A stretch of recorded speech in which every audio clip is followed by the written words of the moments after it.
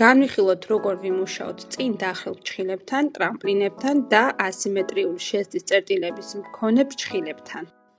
პირველ რიგში წინ დახრილი ფრჩხილი განვიხილოთ, ეს ეხება როგორც კვადრატს, ასევე ნუშს და ჩვენ ორივე შემთხვევაში ამ სქემას გამოვიყენებთ. თუკი ჩვენ ახსნას მოვახდეთ ფრჩხილის ზრდის მიხედვით, რასაც მე არ გირჩევთ, ჯამში ახსნისას ვიღებთ კიდევ უფრო მეტად წინ დახრილ ფრჩხილს. და იმისათვის, რომ ავწიოთ თავისუფალი კიდე, ჩვენ გვჭირდება დიდი ოდენობის გელის განთავსება. არ ღირს მოხსნის ასეთი შესრულება. გასათვალისწინებელია ის ფაქტიც, რომ რა მასალითაც არის შესრულებული წინა კორექცია სასურველია, იგივე მასალით შევასრულოთ ეს კორექციაც. ასევე მასალა უნდა აიხსნას მხოლოდ იმ შემთხვევაში, თუ დაუშვათ გვაქვს აშრევება. თუ აშრევება არის თავისუფალ კიდეზე, ეს შეგვიძლია დავტოვოთ, იმიტომ რომ მაინც ამოიკლიბება. თუ აშრევება გვაქვს ფრჩხილის ძირითად ნაწილზე, მაშინ ეს მასალა სრულად უნდა აიხსნას. და მაინც, როგორ უნდა აიხსნას სწორად წინდახრილი ფრჩხილი? ნატურალური ფრჩხილის სიმაღლიდან რომ გავუსვათ ესე ვიზუალურად სწორი ხაზი, რომელიც იქნება პარალელური ცენტრალური ღერძის მიმართ, ამ შემთხვევაში უკვე ვხედავთ, სად უნდა აიხსნას მასალა და სად უნდა დარჩეს. ამ შემთხვევაში ვხსნით უკვე ფრჩხილის მიდამოში, ეს არის ჩამოსდილი ფრჩხილის აპექსის ზონა. და ვხსნით ფაქტობრივად ფრჩხილამდე, ნოლამდე, ხოლო თავისუფალ კიდეს რაც შეეხება, ვხსნით მხოლოდ ფერს. თუკი მომხმარებელს სიგრძის დამოკლება სურს, მაშინ ყველაფერი იცოქე, რადგან დასამატებელი არაფერი გვექნება თავისუფალ კიდეზე, რადგანაც გამოდის სწორი ლამაზი ხაზი და არის პერპენდიკულარული, მაგრამ თუ სიგრძის დატოვება სურს, ამ შემთხვევაში ჩვენ ვხედავთ, რომ აი ამ ნაწილში გვაქვს ცოტაოდენი მასალა დასამატებელი, რომელიც ჟელეგელით ან პოლიგელით შევავსებთ სამომავლოდ და გამოვიყვანთ სწორ და ლამაზ ოთხკუთხედ ფორმას. საბოლოო ჯამში ახსნისას ესეთი სურათი გვრჩება, ამ ნატურალურ ფრჩხილიდან გამომავალია სწორი ხაზი და შემდგომ არის ცოტა წინ დახრილი, სადაც გვჭირდება უკვე მასალის დამატება. ფუნჩს ვათავსებთ პერპენდიკულარულად ფრჩხილთან მიმართებაში და მასალა, ესე ვთქვათ, უნდა ჩამოვაცვათ თავისუფალ კიდეზე და დავტოვოთ ზედ. ფუნჯის მოძრაობა იქნება ზემოდან ქვემოთ. ანუ ეხა უფრო თვალსაჩინოებისთვის, აი ფუნჯი ესეთი მოძრაობას ვაკეთებთ და მთელი მასალა რჩება თავისუფალ კიდეზე და ეს არის პირველი ნაბიჯი. შემდგომ ფუნჯს ვათავსებთ ისე, რომ წვერი არის ჩვენსკენ მომართული, მასალას ვეხებით კიდეზე და ფრჩხილზე გაგვაქვს ხარაზე. არ ეცადოთ მთლიანი მასალის გატანას, რადგანაც ჩვენ ეს მასალა გვჭირდება თავისუფალ კიდეზე, რომ შეიქმნას აი საჭირო სიმაღლე. მასალა უნდა გავიტანოთ ფრჩხილის ზედაპირზე ისე, რომ გადასვლის ხაზი არ ეტყობოდეს. ეს არის ჩვენი მეორე საფეხური. იქ, სადაც არაზე გაყავს მასალა, არ უნდა დავტოვოთ არანაირი ბუგორები და ზედმეტი საქნები. და ზოგადად აღსადგენ ადგილას ვდევთ მხოლოდ პოლიგელი იქნება თუ ჟელეგელი, ანუ სხვაგან არ ვდებთ მასალას და არ ვიჩენთ ზედმეტ სამუშაოს და საქნებს. როგორ უნდა შევამოწმოთ ეგ ყველაფერი? უნდა დავდოთ კლიპი ფრჩხილზე და შევხედოთ გვერდიდან. კლიპი აუცილებლად ჰორიზონტალურად და სწორად უნდა იდოს და ვხედავთ, რომ არის ჭრილი და სწორედ ამ ჭრილშია დასამატებელი. ასევე ვამოწევთ ქვედა პარალელს, სადმე ხო არ გვაკლია და ასევე ვამოწევთ გვერდებს ზემოდან დახედვისას. სადმე ხო არ გვაქვს აღსადგენი. ასე ჯამში გვაქვს სამი საზომი ერთეული, ზედა ქვედა და გვერდითა პარალელები, რომლითაც ხვდებით იდეალური კვადრატის გამოყვანის დროს, სად რომელი ადგილია შესავსები ჟელეგელი. ეხლა მესამე ეტაპი. ჟელეგელმა იცის ესე შემრგვალება და ამისათვის ჩვენ გვჭირდება მესამე ეტაპი. ფუნჯი უნდა განვათავსოთ ისე, რომ წვერი უყურებდეს ფრჩხილს და გავქაჩოთ ჩვენსკენ, ანუ ზემოთკენ. ფრჩხილი უნდა იყოს 45 გრადუსიანი დახრის კუთხით ფრჩხილთან მიმართებაში. და საბოლოო ჯამში გაშრობის შემდეგ შეიქმნება ესეთი ტრამპლინური სახის ფრჩხილი. ეს შევხედოთ ახლა აი ამ წერტილს და ეს წერტილი განთავსდება აი ახლა აქ და ჟელეგელი გახდება აი ეს წერტილი და იქნება ყველაზე მაღალი წერტილი. დავიმახსოვროთ, სადაც იქნება მაღალი წერტილი, იქ იქნება ჩვენი მომავალი ფრჩხილის სიგრძე. ჟელე გელის მუშაობისას მასალას დიაგონალზე კი არ ქაჩავენ ხოლმე მასტერები, არამედ ქაჩავენ ზემოთკენ, რის შედეგადაც ჟელეს ყველაზე მაღალი წერტილი დაახლოებით, აი ამ ადგილზე ხვდება და ფრჩხილი ისევ წინ დახრილი გამოდის და ფაქტობრივად გამოდის, რომ ჩვენ სიგრძე უნდა შევამოკლოთ, რომ გამოვიყვანოთ სწორი ოთხკუთხედი, ან უნდა დავამატოთ ისევ მასალა იქ, სადაც არის წინ დახრილი. სწორად გაქაჩვის შემთხვევაში ჩვენი გელი ისევ წინ დაიხრება და ისევ წინ დახრილი გამოდის ჩვენი ფრჩხილი, ამიტომ აუცილებელი ესე დიაგონალზე გავქაჩოთ მასალა და გავაშროთ.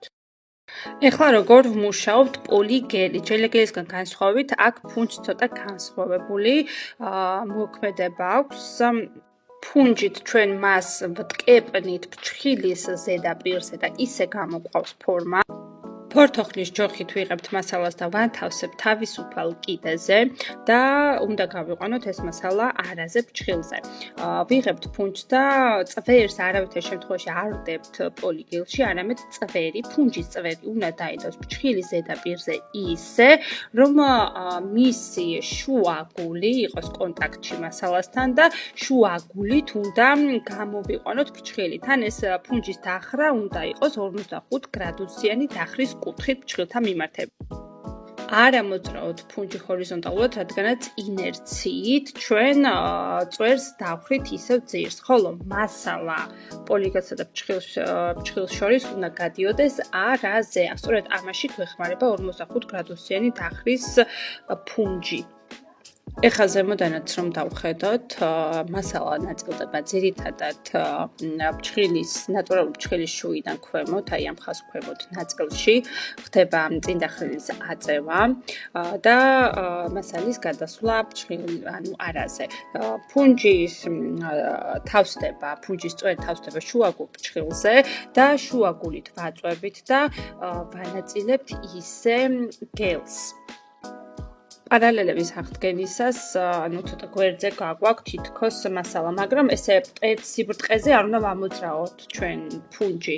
ეხლა ფრჩხილს წინდა რომ შევხედავთ, არის ასეთი თაღოვანი და შესატყვისად ეხლა ჩვენ რო სწორად ვამოძრაოთ, ესე ხაზისებრი სწორად ვამოძრაოთ ჩვენ ფუნჯი, ანუ მასალა ესე არასწორად გავა. ჩვენ უნდა ვამოძრაოთ ფუნჯი ესე თაღოვნად, ანუ ფუნჯი გვერდით უნდა მოედოს და ნელა ესე ფრჩხილის თაღს გამოყვეს, რომ ესეთივე მრგვალი, ლამაზი ფორმა მიიღოს. მაგრამ ზემოდან რომ დავხედავთ, უნდა იყოს მკვეთრი ოთხკუთხედი. ეხლა როგორ ვიქცევით ტრამპლების შემთხვევაში? ჩვენ ვიცით, რომ ეს ფრჩხილი არის ზემოთ მიმართული ზრდის და ასეთ შემთხვევაში როგორ უნდა ავხსნათ ძველი საფარი. სწორი ხაზი რომ გავავლოთ ნატურალური ფრჩხილიდან, ჩვენ ვხედავთ, რომ ძველი საფარი ფაქტობრივად მთლიანად იხსნება და აქ პრობლემა გვაქვს უფრო არა ზედა მხარეს, არამედ ქვედა მხარეს, როგორც წესი, აქ გვაქვს დასამატებელი. თუ დავადებთ კლიპს და ზედა და ქვედა პარალელებს შევამოწმებთ, ხედავთ, რომ ჭრილი გვაქვს ქვედა მხრიდან, ანუ აქ იქნება ძირითადი მასალა მისაშენებელი და გააჩნია რა ფორმა უნდა, თუ კვადრატია უფრო მეტი, თუ ნუშია უფრო ნაკლები, რადგან ეს უფრო შემრგვალებული ფორმა აქვს ნუშის ფორმას. ფუნჯს ვათავსებთ ისე, რომ წვერი გქონდეს ქვემოთ მიმართული და მოძრაობა არის ქვემოდან ზემოთ. ზემოდან რომ დავხედოთ ჩვენს ფრჩხილს, ფუნჯის მოძრაობა არის ესე იგი ქვემოდან ზემოთ და თან ამავდროულად გადის დიაგონალზე მიგვაქვს და მასალას უდესაც ესე ვთქვათ ამოვაცმევთ გვერდით პარალელებს და გავიყვანთ ესე დიაგონალზე ფუნჯს ვაწვევით აი წერტილში ისე რომ არაზე გავიდეს ჩვენი მასალა. გვერდიდან რომ დავაკვირდეთ მდგომ სიტუაციას, ესე იგი ამოცმით მასალა რჩება ესე გვერდითა პარალელზე, ანუ ფუნჯერ ესეთი მიმართულებით და გაგვაქვს შუისკენ ჩვენი ფუნჯები. ამით ვქმნით აი იმ საჭირო პარალელებს, რომელიც გვაკლია ტრამპლინების შემთხვევაში. შემდგომ ფუნჯს ვატრიელებთ ისე, რომ წვერი მიმართულია ზემოთკენ, მოძრაობა ზემოდან ქვემოთ და ესე ჩამოვა სწორებთ ნაბიჯ გამოყვებით პირველი, მეორე, მესამე, მეოთხე, მეხუთე და მეექვსე საფეხურებით. გავალთ და წვერს ბოლო საფეხურს ესე გავქაჩავთ, რომ რაღაცნაირად წვერი გაჩნდეს. ანუ ყველაზე მაღალი წერტილი შევქმნათ. თუ წინ დახრილი ჩხილის შემთხვევაში ჩვენ წვერი ზემოთ ავქაჩეთ, რომ ის მაღალი წერტილი შეგვექმნა, ამ შემთხვევაში ჩვენ ქვემოთ გამოვქაჩავთ, იმიტომ რომ ქვედა პარალელის ახსნა გენათ აი ის კუთხე გვჭირდება ცოტა ჩამოქაჩული ქვემოთ, რომ მე მოგდაკლებ ვისას გვერდების გამოყვანისას გამოვიყვანთ ლამაზ ოთხკუთხედას, ანუ აი ორივე მხარეს ესე გავწევთ ამ კუთხეებს. ასევე ამ ეტაპზე ჩვენ არ ვახდეთ შუალედურ დაქლებვას, ჩვენ ვაკეთებთ გამაგრებას და აპექსის გამოყვანას, ანუ მთლიან ზედაპირზე წაუსმებთ უკვე წვეთოვანი პრინციპით მეორე ფენას.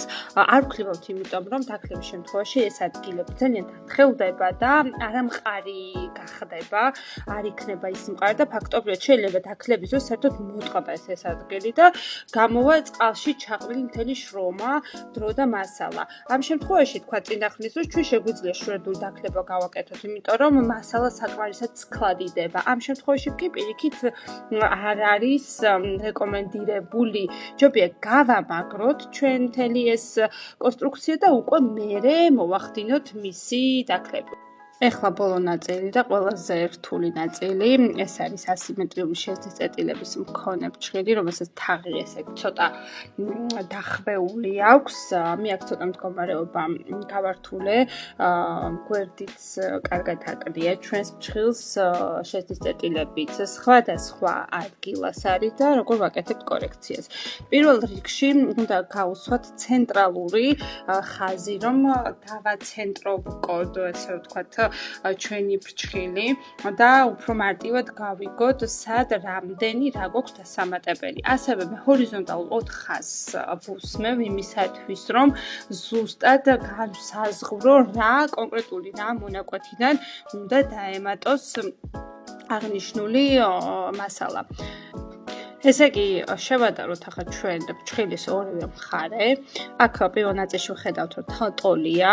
ეხლა მეორე განყოფილება შევხედოთ და ვხედავთ, რომ მარცხენა მხარე ნელ-ნელა უკვე იწყებს სულ უფრო და უფრო შევიწროვებას და ბოლოში გავდივართ, საკმაო სხვაობა გვაქვს პირველ მარჯვენა და მარცხენა ნაწილებს შორის. ძველი საფარის ახსნის დროსაც მარცხენა მხარეს ნაკლებად ვეხები, რომ ფრჩხილი უფრო მეტად არ იყოს გვერდზე წამოსული, ხოლო მარჯვენა მხარეს კი პირიქით უფრო ვხსნი, რადგანაც მარჯვნივ უფრო ჩასწორდეს კედელი. ანუ აქეთ მხარეს ვხსნი, ხოლო მარცხენა მხარეს არ ვხსნი ფაქტობრივად ფერს მოვაშორებ მხოლოდ და თუ აშრევება არ იქნება, გელის ნაწილს ვტოვებ.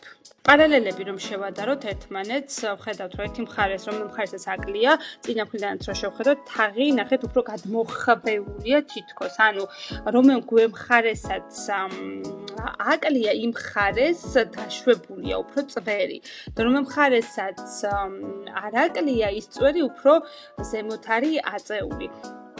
ანალიზისთვის უფრო მეტად რომ გავიმარტივოთ საქმე, ჩვენ ახლა გავყოთ ფრჩხილი ორ ნაწილად და ორ განსხვავებულ ტიპად განვიხილოთ თითოეული მხარე. მარცხენა მხარე იქნება როგორც წინ დახრილი და ნაკლებად ავხსნით ამ მხარეს ძველ საფარს თუ აშრევება არ არის და დავამატებთ მასალას ისე როგორც წინ დახრილის შემთხვევაში.